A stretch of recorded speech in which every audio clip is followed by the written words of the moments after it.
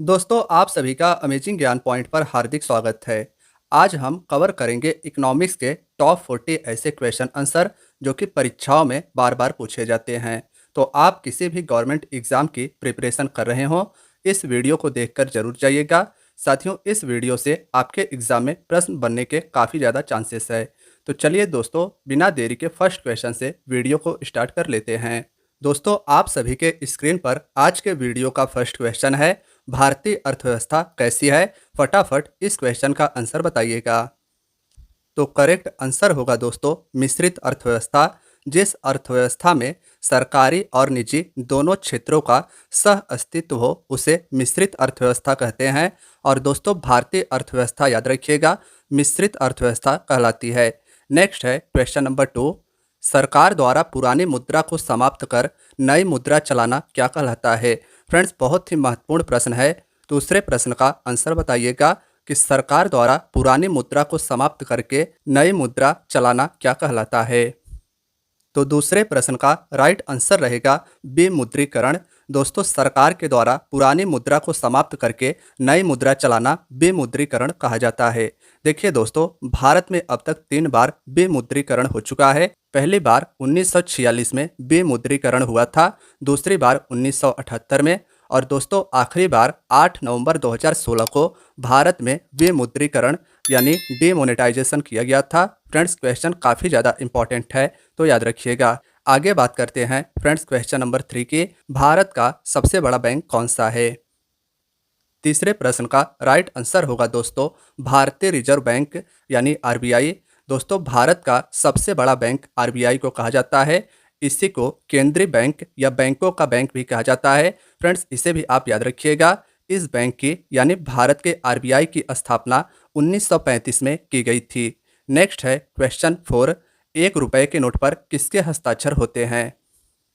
दोस्तों question number 4 का right answer होगा वित्त सचिव का। याद रखिएगा क्वेश्चन यह भी इंपॉर्टेंट है।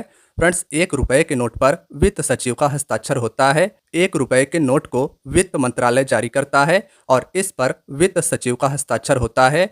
और फ्रेंड्स आप सभी को बताना चाहता हूं कि वर्तमान में भारत के वित्त सचिव टीवी सोमनाथन जी हैं, यानी कि इस समय भारत के 1 रुपए के नोटों पर वित्त सचिव टीवी सोमनाथन जी का हस्ताक्षर होता है। नेक्स्ट है अगला प्रश्न क्वेश्चन नंबर 5, 10 रुपए पर किसके हस्ताक्षर होते हैं? दोस्तों 5वें प्रश्न का राइट आंसर रहेगा आरबीआई गवर्नर का। याद रखिएगा दोस्तों कि 1 रुपए को छोड़कर अन्य सभी नोटों को जारी करने का अधिकार आरबीआई को है और इन नोटों पर हस्ताक्षर भी आरबीआई के गवर्नर का रहता है। नेक्स्ट है क्वेश्चन नंबर 6, भारत में करेंसी नोट कौन जारी करता है?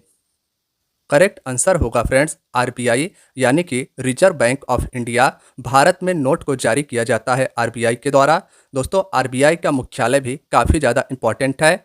आरबीआई का मुख्यालय मुंबई महाराष्ट्र में है, याद रखिएगा। और आरबीआई की स्थापना 1935 में की गई थी।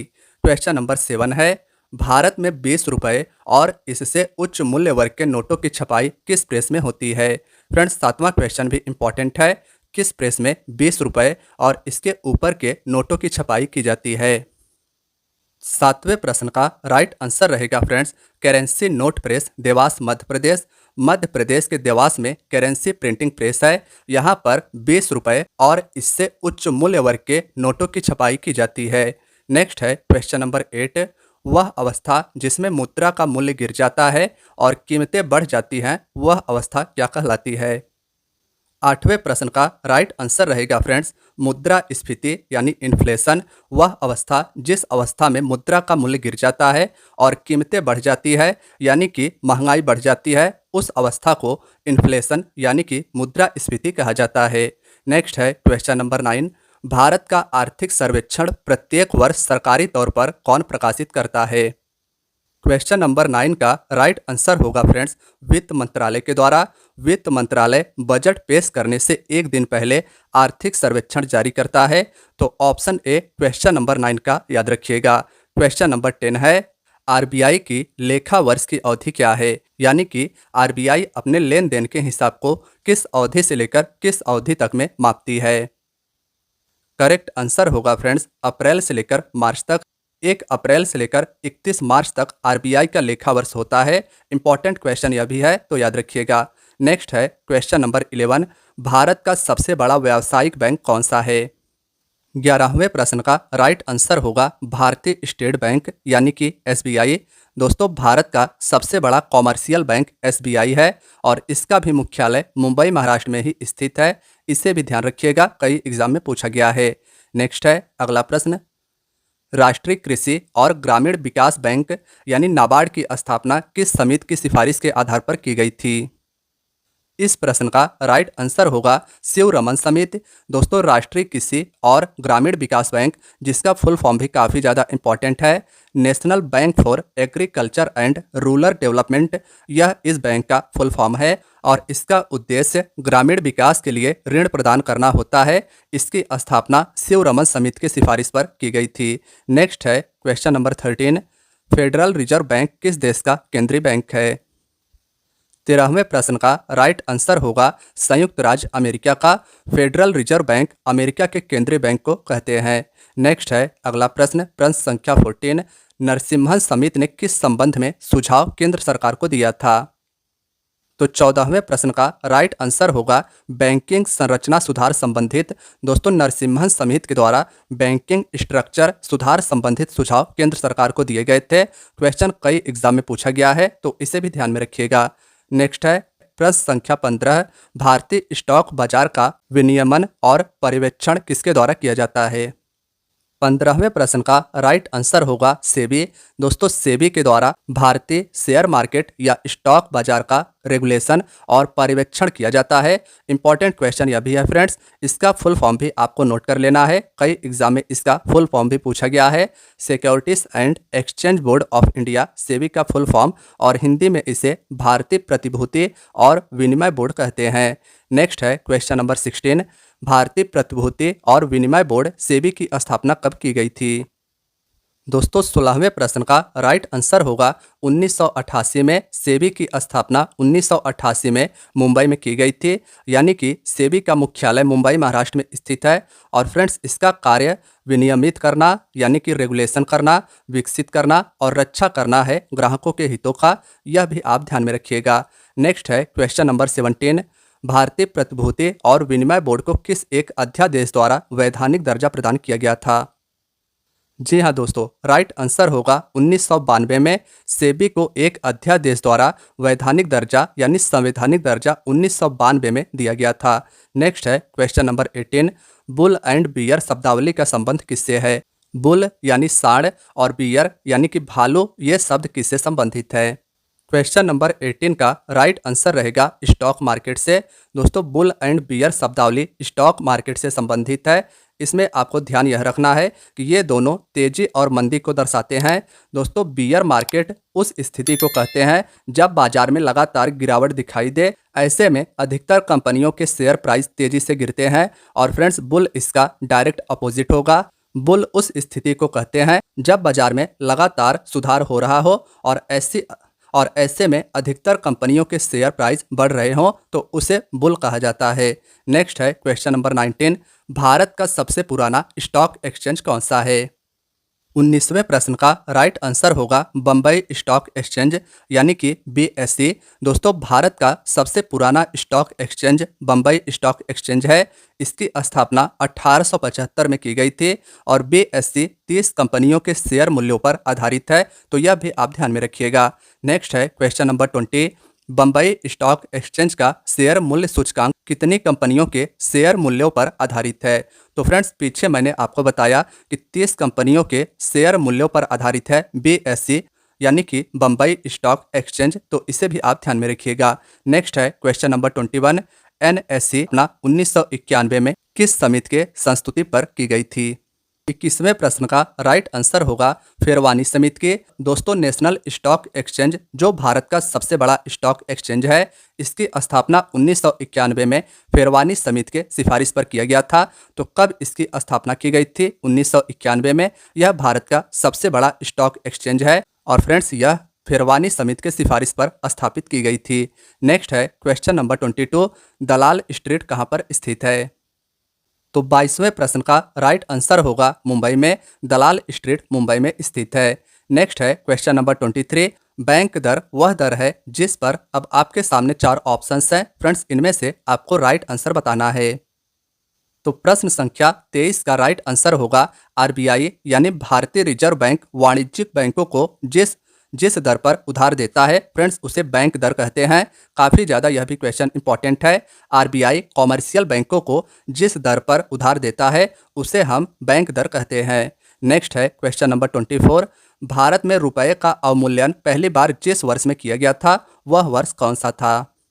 प्रश्न संख्या 24 का राइट आंसर रहेगा 1949 में। दोस्तों भारत में रुपए का अवमूल्यन पहली बार 1949 में किया गया था।